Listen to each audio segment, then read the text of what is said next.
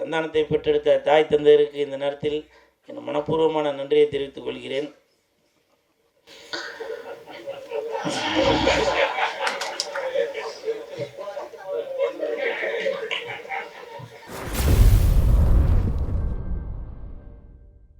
இன்றைக்கி இந்த படம் ஒரு பெரிய ஹிட் ஆகிருக்கு அப்படின்னாக்க அதுக்கு பத்திரிகை நண்பர்கள், ஊடக நண்பர்கள்லாம் காரணம். ஏன்னா இன்றைக்கி ஒரு சிலர் என்ன பண்ணுறாங்கனாக்கா, படம் ரிலீஸ் ஆனால் கூட உங்களோட ரிவ்யூ பார்க்குறாங்க, பார்த்துட்டு அவங்க நல்லா இருக்குதுன்னு சொன்னால் தான் போய் பார்க்குறாங்களே. சில பேர் அது மாதிரி இருக்காங்க. அப்படி நீங்கள் படத்தை நாளே பார்த்துட்டு காலையிலேயே இந்த படத்தை பற்றி நீங்கள் எழுதவும், அதை பார்த்துட்டு மக்கள் போய் பார்த்துட்டு அதை மறுபடியும் வெளியில் வந்து இந்த மாதிரி படம் நல்லாயிருக்கு, வடக்குப்பட்டி ராமசாமி, வடக்குப்பட்டி ராமசாமி, வடக்குப்பட்டி ராமசாமின்னு ஊரெல்லாம் ஒரே பேச்சு, அதுதான் என் மூச்சு அப்படின்னு சொல்கிற அளவுக்கு எல்லா இடத்துலையும் நீங்கள் சூப்பராக எழுதியிருந்தீங்க. அந்த எழுதின அனைத்து நண்பர்களுக்கும் என் மனமார்ந்த நன்றி. அப்புறம் சந்தானம் சார், நான் ஏற்கனவே பல இடத்துல நிறையா பேசிட்டேன், அவரை பற்றி பேசுகிறதுக்கு ஒன்றும் இல்லை. இப்போ கூட அந்த கண்ணாடி போட்டிருக்கேன், அது ஸ்டைலாக இருக்கா என்னன்னு தெரியல. ஆனால் இந்த கண்ணாடிக்கு சொந்தக்காரர் சந்தானம் சார் தான். இல்லை, ஒருத்தர் சொல்கிறாரு இல்லைன்னா, இப்போ நான் சொல்கிறேன் பாருங்கள், அது கரெக்டு தான் இருக்கும். இந்த கண்ணாடி நம்ம சந்தான சாரோட மேனேஜர் பரத்தோடது. அவர் வந்து என்ன கண்ணாடி போடுங்கண்ணா, ஸ்டைலாக இருப்பீங்க அப்படின்னு சொல்லி சொன்னாங்க. ஸோ அப்படி பாருங்கள், என்னை வந்து அழகுபடுத்தி பார்க்குறது சந்தான சார் மட்டும் இல்லை, அவர் கூட இருக்கவங்க கூட நான் வளரணும் அப்படின்னு சொல்லி நினைக்கிறாங்க. பரத்து, மிக்க நன்றி. சந்தானம் சார் சார்பாக நன்றி. ஏன்னா சும்மா ஏதோ மேடைக்காக வந்து நம்ம பொய் புழுவி பந்தாவா அப்படின்னு சொல்லி பேசிட்டு போகக்கூடாது. உண்மை என்னவோ அதை பேசிட்டு போக வேண்டியதுதான். ஏன்னா ஆடியோ ரிலீஸ் ஃபங்க்ஷனில் கூட சில பேர் என்கிட்ட சொன்னாங்க, என்னங்க சந்தானம் சார் உங்களை இந்த கலாச்சார், இதுதாங்க உண்மையான நட்பு. சும்மா மேடைக்காக சார் வந்து அவர் நல்லவர் வல்லவர் அப்படின்லாம் சொல்லாமல் உண்மை என்னவோ அதை வந்து ஓப்பனாக சொல்லிட்டு போகிறாரு. அப்படி அவர் உண்மையாக பேசுனதால தான் இன்றைக்கி வந்து அவர் இந்த இடத்துல நல்ல ஒரு ஸ்ட்ராங்கான இடத்துல இருக்கார். அதுவும் இல்லாமல் அவர் இந்த மாதிரிலாம் ஒரு நல்ல குணமெல்லாம் இருக்கும் அப்படின்னு தெரிஞ்சதுனால தான் அவரோட அம்மா அப்பா அப்போவே அவரோட குணம் என்னன்றதே அவங்க அம்மா அப்பா வளர்ந்ததுக்கப்புறம் தான் தெரியும். ஆனால் தன்னோட பையன் அவர் கண்டிப்பாக மற்றவர்களுக்கு ஒரு உதவும் மனப்பான்மையில் தான் இருப்பார் அப்படின்றது தெரிஞ்சால் தான் வாசனை உள்ள அந்த சந்தானத்தோட பேரே வச்சுருக்காருன்னு நினைக்கிறேன். சந்தானத்தை பெற்றெடுத்த தாய் தந்தையருக்கு இந்த நேரத்தில் என் மனப்பூர்வமான நன்றியை தெரிவித்துக் கொள்கிறேன்.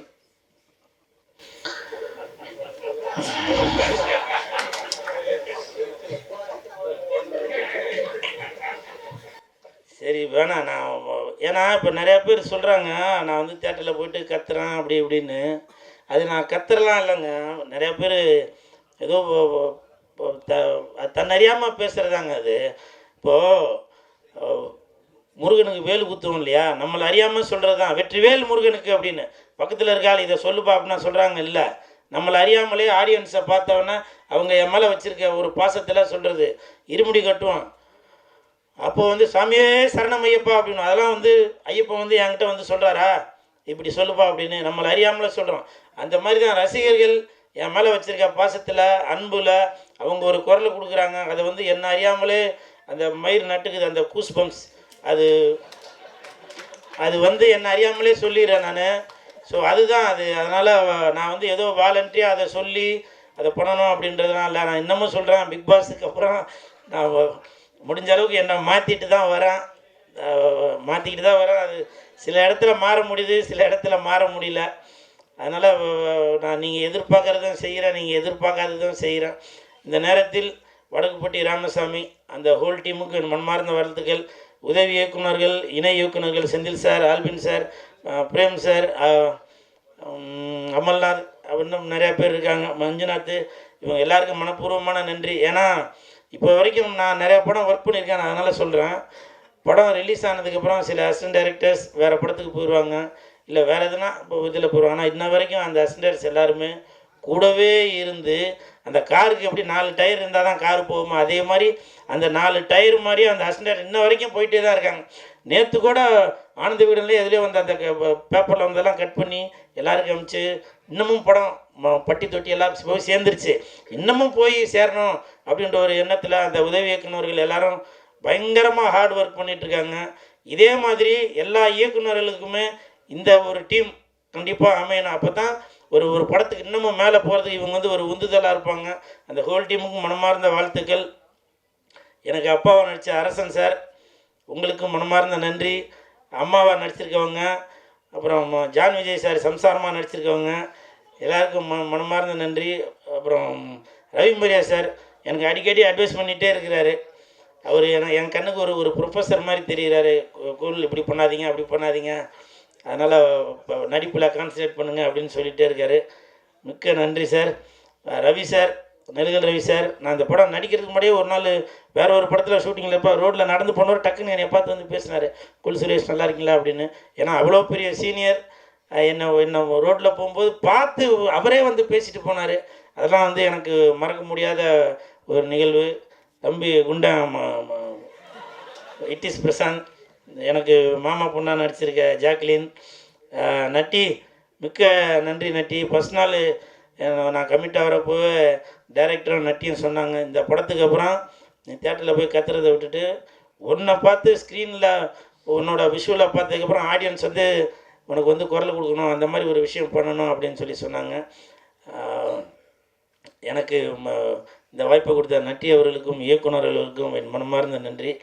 அப்புறம் ஹீரோயின், நான் பொதுவாகவே ஹீரோயின்ட்டெல்லாம் அவ்வளோவா பேச மாட்டேன். ஆனால் அவங்க அவ்வளோ பெரிய ஆடியோ ரிலீஸ் ஃபங்க்ஷனில் சொன்னாங்க, சார் நான் உங்கள் கூட ஒரு செல்ஃபி எடுக்கணும் அப்படின்னு சொன்னாங்க. அது என்னால் மறக்கவே முடியல.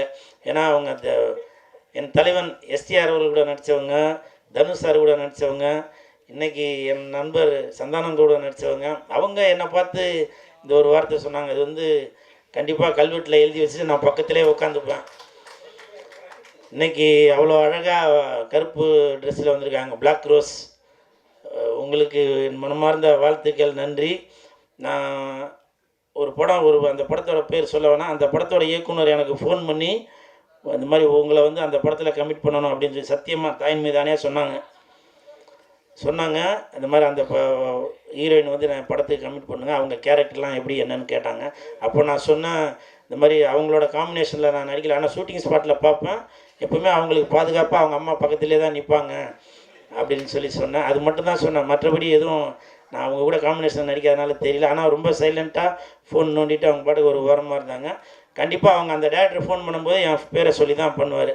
அதை நான் இப்போ அந்த எந்த டேரக்டர்னு சொல்லிடுவேன், அது வேறு விதமாக நீங்கள் கொண்டு போயிடுவீங்க. மற்றபடி சேஷு, எம்எஸ் பாஸ்கர் சார், அனைவருக்கும் என் மனமார்ந்த நன்றி. எடிட்டர்ஸ் என்ன உள்ளவங்க எல்லாருக்கும் நன்றி.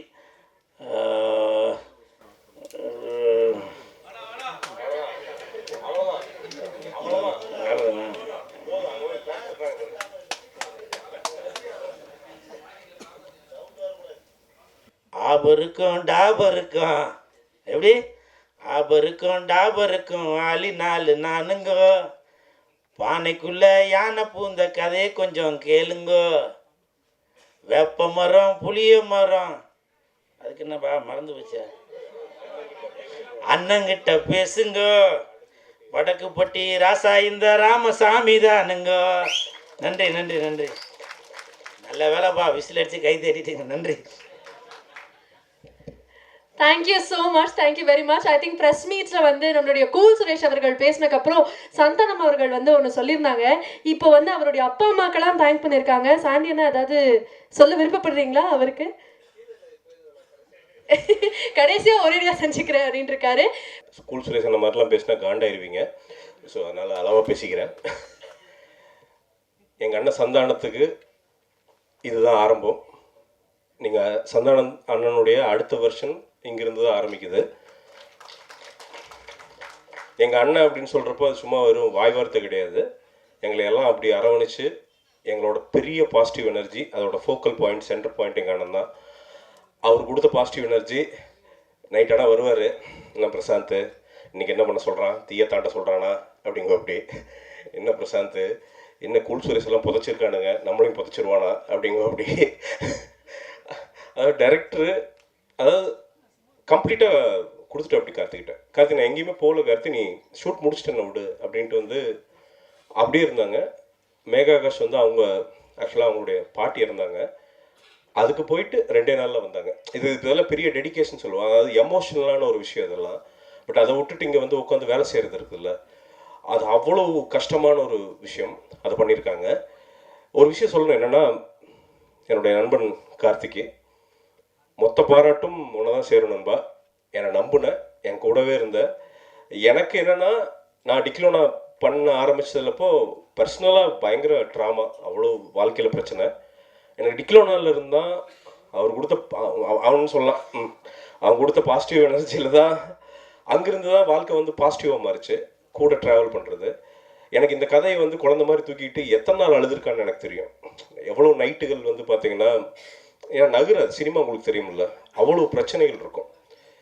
கை விட்டுறலாமான்னு தோணும், போதுன்னு தோணும், அவ்வளோ டென்ஷன்ஸ் இருக்கும். ஆனால் அதுக்கு என்னென்னா, ஃபஸ்ட்டு இழுத்துட்டு வந்தது சந்தான அண்ணன். வாப்பா கார்த்திக் பார்த்துக்கலாம் வா அப்படின்னு ஆரம்பிச்சுட்டு சந்தான அண்ணன். இன்னைக்கு இந்த படத்துடைய முதலீட தேட்ரிக்கல் ஷேரில் மட்டும் அசல் பண்ணிடுச்சு. இந்த படம் வாங்கின எல்லா ஓவர்சீஸ் டிஸ்ட்ரிபியூட்டர்ஸும் ஒருத்தர் கூட ₹1 கூட நட்டமாகாமல் எல்லாருமே ப்ராஃபிட் ஜோனில் இருக்காங்க. எல்லா டெரிட்டரியும் தமிழ்நாட்டில் வாங்கின, இந்தியாவில் வாங்கின எல்லாருமே சூப்பராக இருக்காங்க. இதை விட ஒரு பியூட்டிஃபுல்லான ஒரு விஷயம் என்னென்னா, என்றைக்குமே தேட்டர்கள் ஆதரிக்கிற படங்கள் அப்படிங்கிறது வந்து ரொம்ப ரேராக தான் நடக்கும். இந்த படத்தை பொறுத்த வரைக்கும் F&B சேல்ஸ், அதாவது வந்து ஃபுட் அண்ட் பெவரேஜ் சேல்ஸ் அப்படிங்கிறது பொங்கல் படங்களுக்கு 80% இணையாக ஃபுட் அண்ட் பெவரேஜ் சேல்ஸ் வந்து நடந்திருக்குது அப்படிங்கிறது ஃபேக்ட். இதெல்லாம் வந்து மாற்ற முடியாது நம்ம. ஃபேக்ட்டு. கேன்டீன் சேல்ஸு, கேன்டீன் வியாபாரம். அப்போ யோசிச்சுக்கங்க, ஒரு க்ளீனான என்டர்டெய்னர். நான் திருப்பியும் சொல்கிறேன், எனக்கு ஒரே ஒரு வருத்தம் தான், என் நண்பனுடைய டிக்ளோனா இதே மாதிரி தியேட்டரில் ரிலீஸ் ஆயிருந்தால் என்ன பண்ணியிருக்கும் அப்படிங்கிறத நான் யோசிச்சு பார்த்துக்கிட்டே இருக்கிறேன். இதை விட இதுக்கு ஈக்குவலாக நிச்சயமாக ஒரு வெற்றி அடைஞ்சிருக்கும். பட் எல்லாருமே கடவுள் வந்து ஒரு விஷயத்தை வந்து காக்க வைக்கிறார் அப்படின்னா, ஏதாவது ஒரு ட்விஸ்ட்டு, ஒரு டேர்னிங் பாயிண்ட்டை கொடுத்து ஒரு கிளைமேக்ஸ் கொண்டு ரெடி பண்ணுறாருன்னு அர்த்தம். இந்த படத்தோட கிளைமேக்ஸ் மாதிரி. அது மாதிரி கார்த்தியை வந்து இதுக்கு தயார் பண்ணி அத்தனை தடையும் அவனுடைய வில் பவர்னால் உடைச்சது. இதில் வந்து இந்த வெற்றிக்கு அதாவது டைரக்ஷன் சைடில் வந்து அவன் இழுத்துட்டு போன அந்த வெயிட்டெல்லாம் வந்து யோசிக்க முடியாத வெயிட்டு. அப்படியே பைத்தியம் மாதிரி உட்காந்துருப்பான். அப்படியே நைட்டு முடிச்சு அந்த ஷார்ட்லாம் முடிச்சுட்டு அப்படியே ஃப்ரேமாக ஓடுதியா அப்படின்ட்டு வந்து இப்படி தலையை பிடிச்சிட்டு உட்காந்துருப்பான். நான் பாப்பா பொண்ணு எப்படியா கடவுள் இவருக்கெல்லாம் வெற்றி தந்துருட்டுன்னு. அதே மாதிரி தான் சேஷ் ஒன்று இன்னைக்கு ஜாலியாக பேசிட்டாரு. நீங்கள் லிட்டராக அந்த கேரக்டராகவே இருப்போம். அப்படி உழுவாருங்க. இப்போ நான் உழுந்ததை பற்றி ரவிமேரியானும் இவங்களாம் நடராஜ் சார் பேசினார், எங்கள் முதலாளி நடராஜன் பேசினார். பட் என்னென்னா, சேஷ் ஒன்று சாக்கடையில் விழுந்தார் அந்த வயசில். இன்னைக்கு பரதநாட்டியத்தை பற்றி பேசிகிட்டு இருக்கோம். சேஷ் ஒன்று அந்த பல்ட்டி அடித்த சாக்கடையில் அவர் வயசுக்கு உழுந்து ஒரு ஷாட் ஓகே ஆகிறதுக்கு உழுகிறதெல்லாம் இருக்குல்ல. மிகப்பெரிய காமெடியனுக்கு சற்றும் சளைக்காமல் அவருக்கு சம்பளம் தரணும். ஒரு முழு கேரவன் அவருக்கே இருந்து 10 அசிஸ்டண்ட் போட்டு பல லட்சம் ரூபாய், பல கோடி ரூபாய் அவர் சம்பாதிக்கணும்னு நான் மனசார வேண்டிக்கிறேன். அவ்வளோதான். மற்ற எல்லா அண்ணன்களுக்கும் நன்றி. இப்போ ரவிமேரியா சார் இவங்கெல்லாம் புதுசாக சொல்ல வேண்டியதில்லை, ஏன்னா இவங்கெல்லாம் அண்ணனுங்க. எனக்கு எனக்கு வந்து MS பாஸ்கர் சார் இவங்கெல்லாம் வந்து என்னோட அண்ணனுங்க, என்னோட வழிகாட்டிகள். ஸோ இவங்கெல்லாம் ஒவ்வொருத்தராக தனித்தனியாக சொல்ல வேண்டிய அவசியம் கிடையாது. மெயினாக அசிஸ்டன்ட் டைரக்டர்ஸு, அதில் வந்து பார்த்திங்கன்னா பிரேம், மஞ்சு, ஆல்பின், இவங்கெல்லாம் வந்து உழைச்சது வந்து சாதாரண உழைப்பு கிடையாது. அந்த படத்தை டெலிவர் பண்ணுறதுக்கு அவங்க வந்து பார்த்திங்கன்னா, எனக்கு தெரிஞ்சு மஞ்சுலாம் வந்து பார்த்திங்கன்னா அந்த லொக்கேஷன் பிடிக்கிறதுக்கெல்லாம் அலைக்கிறதெல்லாம் சாதாரண இது கிடையாது. இவங்கெல்லாம் நிச்சயமாக பெரிய டைரக்டர்ஸ் ஆவாங்க. ஏன்னா அதுக்கு எல்லா தகுதியும் உங்களுக்கு இருக்குது. அவங்க எல்லாம் டைரக்டர்ஸ் ஆகி பார்க்கணுன்னு நான் ஆசைப்பட்றேன். என் நண்பன் கார்த்திக்கு வாழ்த்துக்கள் நண்பா. நாம் ஜெயிச்சிட்டோம். யாரும் இனி வந்து வெற்றியை மறுக்கவே முடியாது. இல்லைங்க OTTயில் ரிலீஸ் ஆயிடுச்சு, தியேட்டரில் ரிலீஸ் ஆயிருந்தா கம்மியாக பண்ணியிருக்கோம், இப்படி பண்ணியிருக்கோம்லாம் சொல்ல முடியாது. Stats is in front of everyone. Nobody can deny your success. நன்றி.